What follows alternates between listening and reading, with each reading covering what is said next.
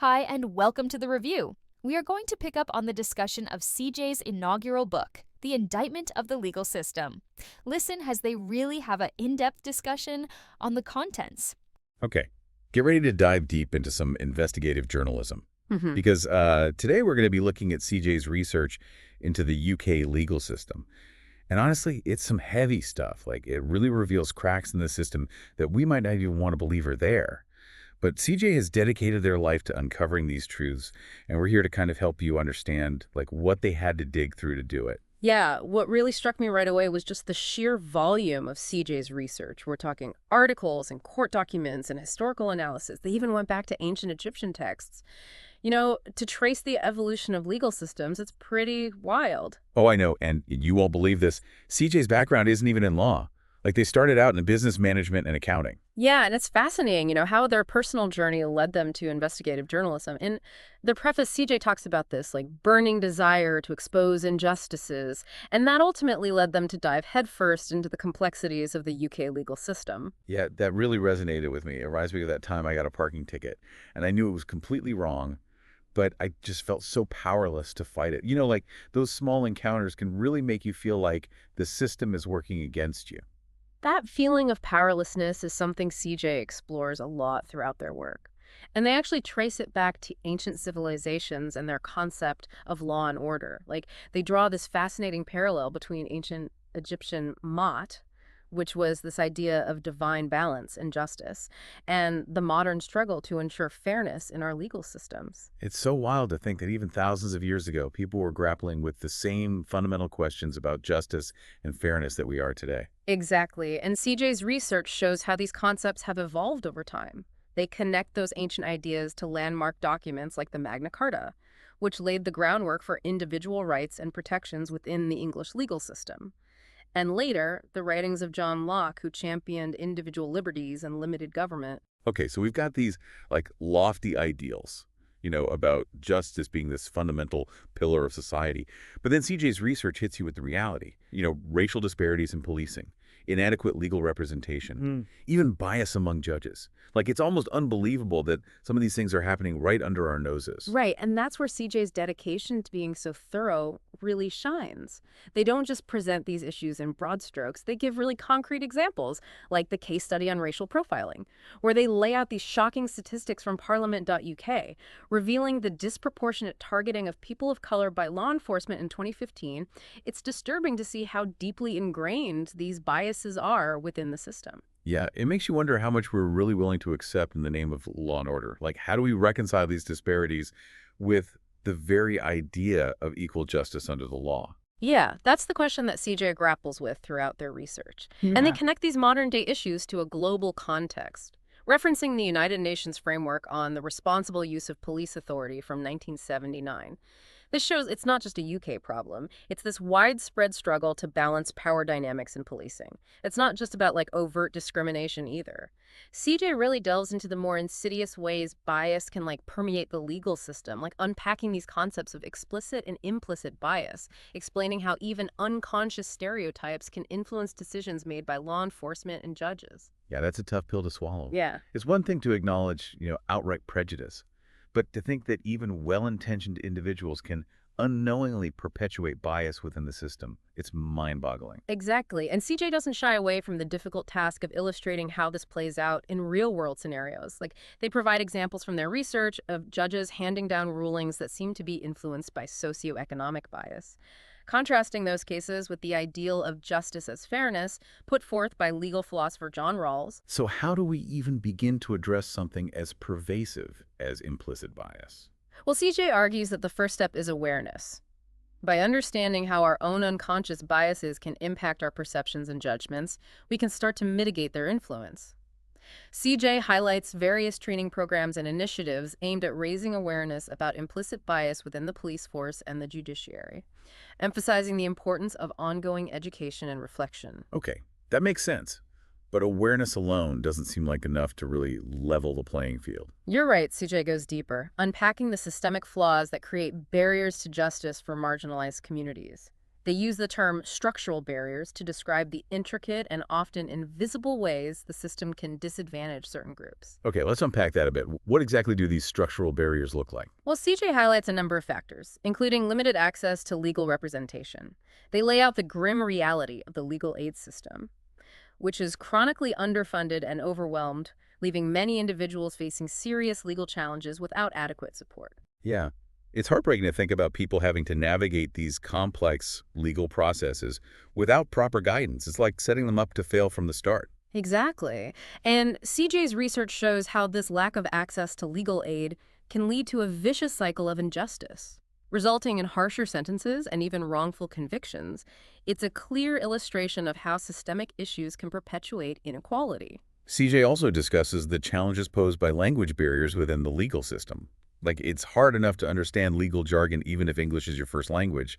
Imagine trying to navigate a courtroom or understand legal documents in a language you don't fully comprehend. Absolutely. And CJ emphasizes how a lack of cultural sensitivity within legal institutions can exacerbate this problem. They highlight the need for more interpreters and translated materials, as well as training for legal professionals on how to effectively communicate with individuals from diverse cultural backgrounds. So it all kind of boils down to resources and accessibility. It's clear that the system needs to do a better job of ensuring everyone has equal access to legal support and information, regardless of their background or circumstances. I agree. And CJ points to some promising initiatives aimed at addressing these issues, like community legal clinics that provide free or low-cost legal services to underserved populations, and online resources that offer legal information in multiple languages. Okay, but let's be honest here. We're talking about a system that in many ways seems designed to protect the powerful and maintain the status quo. And CJ doesn't shy away from tackling these uncomfortable truths. You're right, they dive headfirst into the issues of corruption and collusion within the legal system, and it's not always pretty. Yeah, it's the kind of stuff you might expect to see in a crime drama. But CJ provides evidence that these issues are very real. Yeah, CJ carefully defines what they mean by corruption in this context, explaining how it can manifest in a variety of ways, from bribery and extortion to nepotism and the manipulation of legal proceedings for personal gain. It's mind-blowing to think that this could be happening behind the scenes, potentially affecting the lives of everyday people. And CJ's research shows that this corruption can occur at multiple levels of the legal system, from local police departments to judicial institutions and even legislative bodies. It's a sobering thought. Yeah, the consequences, as CJ points out, are far-reaching. They argue that corruption erodes public trust in the legal system, leading to cynicism and a sense that justice is only accessible to those with power and influence. It's a disturbing trend, and CJ provides some real-world examples of cases where corruption has led to wrongful convictions, highlighting the devastating human cost of these systemic failures. It's a stark reminder that justice is not always served, even in a system that prides itself on fairness and the rule of law. Exactly, and CJ doesn't stop there. They go on to explore how vested interests can influence legal proceedings, pulling back the curtain on a system where money and power often hold more sway than truth and justice. It sounds like a conspiracy theory, but CJ provides evidence that this is a real problem. They define vested interests as individuals or entities who stand to gain financially or personally by influencing legal outcomes. Right, and they're not afraid to name names, calling out specific groups and industries that have historically exerted undue influence on the legal system. Yeah, it's eye-opening to see how these vested interests can manipulate the system through lobbying, campaign contributions, and even strategic litigation tactics designed to exhaust their opponents' resources. It's like they're playing chess with people's lives. CJ breaks down the concept of regulatory capture, where the very agencies tasked with overseeing industries become influenced by the very entities they're supposed to be regulating. Yeah, it's mind-boggling to think that the watchdogs themselves can be co-opted by the industries they're supposed to be watching. CJ provides some alarming examples of industries that have effectively captured the regulatory bodies, leading to policies that benefit their bottom line, often at the expense of public safety or environmental concerns. It's a classic David and Goliath scenario, with individuals and communities pitted against powerful corporations with unlimited resources to throw at legal battles. It sounds like CJ is suggesting that the deck is stacked against the average person when going up against these entities with deep pockets and political connections. It's a pretty bleak picture, to be honest. Yeah. But CJ doesn't leave us without hope. They dedicate a whole section to exploring how we can hold corporations accountable for their actions. Yeah, that's where CJ's pragmatism shines through. They propose a number of practical solutions, like strengthening corporate governance, implementing tougher regulations, and promoting whistleblowing as a means of exposing wrongdoing. They also emphasize the crucial role of investigative journalism and advocacy groups in holding corporations accountable. It's a reminder that we all have a role to play in pushing for a more just and transparent system. Absolutely. CJ's work is a call to action. They challenge us to become informed citizens, demand accountability from corporations and legal institutions, and fight for a system that prioritizes justice over profit and power. Yeah, it's inspiring to see someone like CJ, who started in a completely different field, dedicating themselves to exposing these injustices and working towards a better future. It gives me hope that we can overcome these challenges and create a system that truly serves everyone. I agree. CJ's research is a testament to the power of investigative journalism and the importance of holding those in power accountable. CJ's commitment to, thorough research is really clear in the way they explore this other complex issue, historical sexual abuse cases.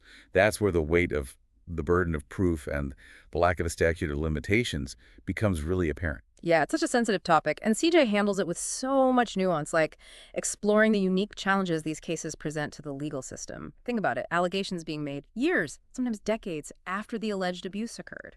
It's hard to even fathom what victims of historical abuse go through, especially when trying to seek justice after so much time has passed. And CJ really dives deep into how trauma and the passage of time can impact memory, making it even more difficult to gather reliable evidence. They actually highlight some really fascinating research on the formation of false memories and how that can factor into legal proceedings. It's unsettling to think about how memory can be so fragile, yet holds so much weight in legal cases. Yeah, it really underscores how crucial it is to approach these cases with extreme care, balancing the pursuit of justice with protecting the rights of everyone involved. And CJ raises some really thought-provoking questions like, how can we ensure victims of historical abuse have a path to justice while also safeguarding the rights of the accused? How much weight should be given to testimony alone, especially when so much time has passed? These are questions that legal systems around the world are grappling with. Yeah, it's a delicate balance for sure. Right. But I was really struck by how CJ presented both sides of the argument, acknowledging the perspectives of victim advocacy groups, but also highlighting concerns about due process for the accused. Yeah, that's where CJ's commitment to objective reporting really shines through. They don't shy away from the complexities at all. They really encourage readers to, grapple with the nuances, rather than seeking those simplistic solutions. And CJ doesn't shy away from tackling the big, often controversial topics either. They dedicate an entire section to the death penalty debate. And their approach is really commendable. They lay out the arguments for and against capital punishment with remarkable clarity, guiding readers through the historical context and the philosophical underpinnings and the practical implications. It's not just about legal arguments either. CJ explores the psychological and emotional aspects of the death penalty, examining its impact on the families of victims and those facing execution. It's heavy stuff, no doubt. What really impressed me, though, was how CJ avoids taking a definitive stance. They present the death penalty debate as this complex moral and ethical dilemma, allowing readers to kind of form their own conclusions based on the information provided. Right, so it's about encouraging critical thinking, not just telling people what to think, but giving them the tools to engage with these complex issues and arrive at their own informed opinions. And then after all of that heavy lifting, all that deep research into the flaws of the system, CJ shifts gears and focuses on solutions. This is where CJ's optimism and dedication to positive change really come through. They offer a roadmap for reform, outlining practical solutions like expanding legal aid, diversifying the legal profession, and promoting restorative justice practices. Yeah, they also highlight the need for greater transparency within legal institutions and empowering communities to hold those institutions accountable. It's a reminder that we all have a role to play in advocating for a more just and equitable legal system. CJ's research is a call to action, urging us to engage in these critical conversations and work towards creating a system that truly serves everyone. We've covered a lot of ground today, and CJ's research is really a testament to the power of investigative journalism. It's clear they've gone to extraordinary lengths to uncover the truth, even when it's uncomfortable or inconvenient. Their work is a reminder that the pursuit of justice is an ongoing process, and it requires constant vigilance and a willingness to challenge the status quo. Yeah, what sticks with me is CJ's unwavering commitment to finding solutions. They don't just leave us with a sense of despair, they offer a path forward, inspiring us to demand better from our legal systems and work towards a future where justice prevails for all. What extraordinary review! Would it not be safe to say that CJ has really hit the nail on the head with these two? If you wish to get your hands on a copy, that is, if you have not already purchased, you can get instant access to it in the link in the bio below. Thank you, and until next time.